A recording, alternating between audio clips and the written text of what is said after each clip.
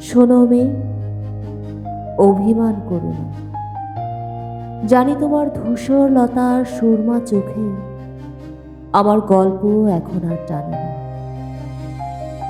তবু এটা তোমার অগাধ জানা ছিল যে আমাদের গহন পথ এবং আমরা কখনোই যুগপথ ছিলাম না।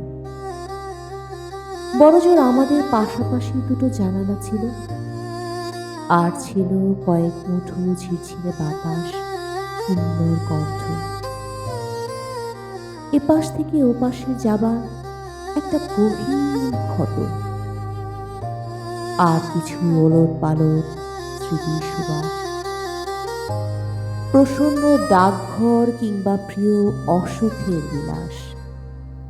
হীরামন পাখির নীলাভ চোখের মতো তোমার দৃষ্টিতে যখন নেমে আসতো ঝুম ঝুম বৃষ্টি, আমি কেবল অবাক জলপানে মগ্ন হতাম দূরের উদ্যানে।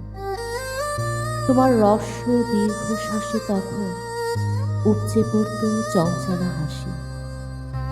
তখন তুমি হতে আমার অস্থিরতার জলপ্রপাত, কোন বিরোধী বংশী একাকী দুঃখের না। শোনো মেয়ে, অভিমান করো না। তুমি আমার ছিঁড়ে যাওয়া নগ্ন পুস্তকের কালিবিহীন গোটা কয়েক পাতা, একটা রঙহীন প্রচ্ছদ কিংবা একটা নাটাইবিহীন ঘুড়ি।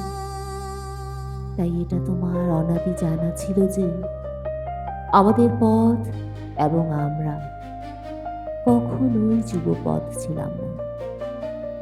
তবে জীবন তখনও ছিল, এখনো আছে।